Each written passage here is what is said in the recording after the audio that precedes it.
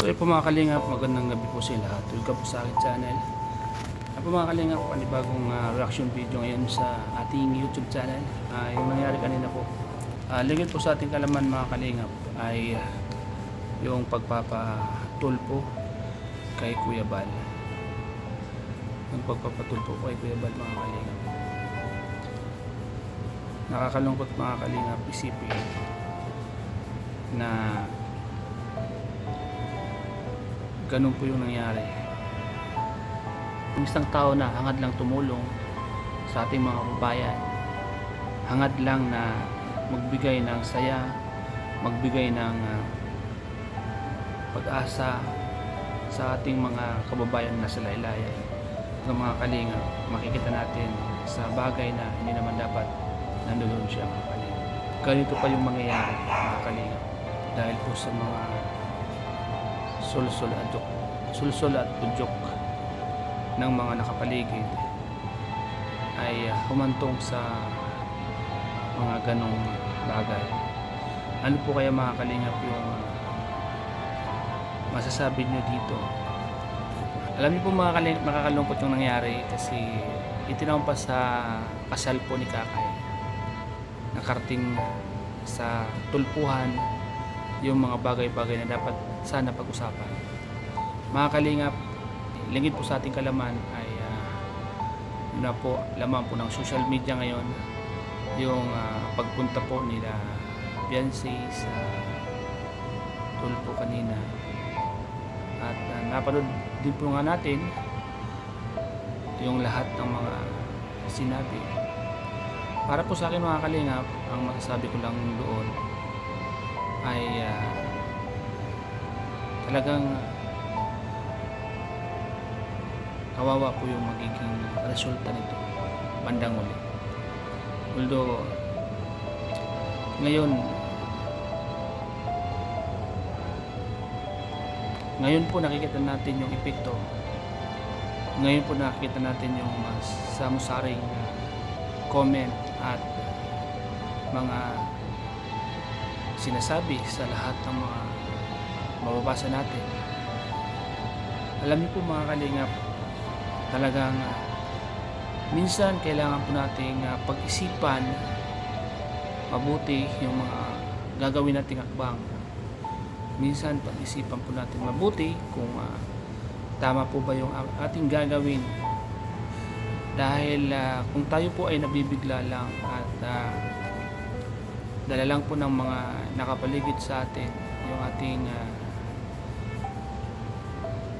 gagawin, at dahil po sa mga nakapaligid, udyok ng nakapaligid, talagang ito po ay magdudulot po ng malaking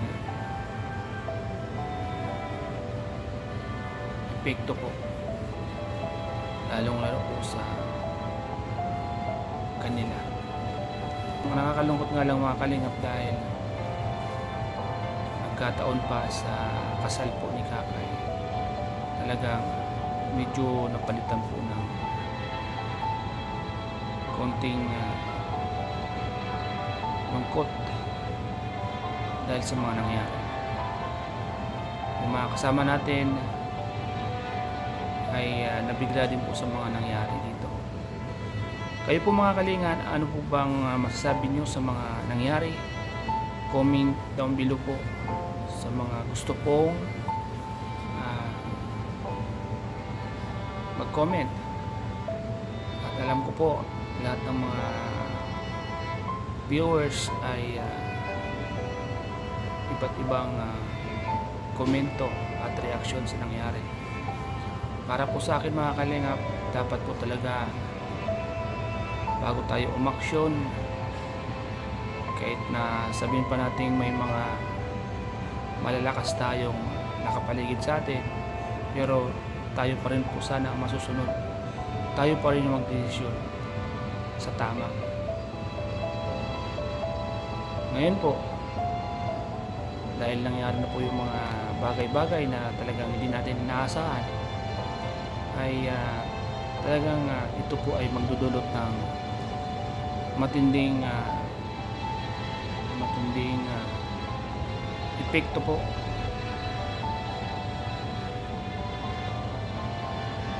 Lagi ko pong sinasabi minsan, isipin po ng ilang beses or 100 times bago gumawa ng aksyon. At ito po ay pinag-uusapan muna, pinag-iisipan ng mabuti. Kasi social media po yan, mga kalingap. Pag mayroon kang binitawan sa social media, talagang kahit kailan po ay hindi na po ito mabubura. Tatak na po sa isip ng mga manonood. Lalo po pag ikaw po ay isang kilala at inaangahan ng mga tao. Kaya minsan nakakalungkot po, mga kalingap, may mga ganitong nangyayari. Talagang nakakapanginayang dahil yung paghanga nila ay minsan napapalitan ito. Kaya abangan po natin, mga kalingap, yung mga susunod na mangyayari. Ito na po, iniisip ko na minsan dahil ito po yung nangyari na sa iilan na katulad po nila. Minsan iniisip ko, bakit nangyari po sa kanila ito? Bakit nagpadikta sila sa mga taong nakapaligid sa kanila? Bakit hindi nila ini-analyze yung mga nangyayari? Kung saan ang gagaling at kung ano ang dahilan. Kasi minsan, mga kalingap, malalaman po natin minsan yung mga nasabi natin ay hindi pala tama. Wala na, uli na po ang lahat. Uli na ang lahat dahil nasabi na po natin yung mga dapat natin sabihin. Dahil yung mga sinabi natin ay hindi po galing sa ating sariling desisyon, bagkus ay galing po ito sa mga taong nakapaligid sa atin, sa mga taong umudyok sa ating kaisipan. Sana hindi umantong sa mga bagay na pagsisisihan niya sa uli. Ano man yung mga nangyari ngayon, sana dumating yung araw na hindi niya po ito pagsisihan sa uli. Sana yung mga taong nasa paligid niya ay manatiling nasa paligid niya.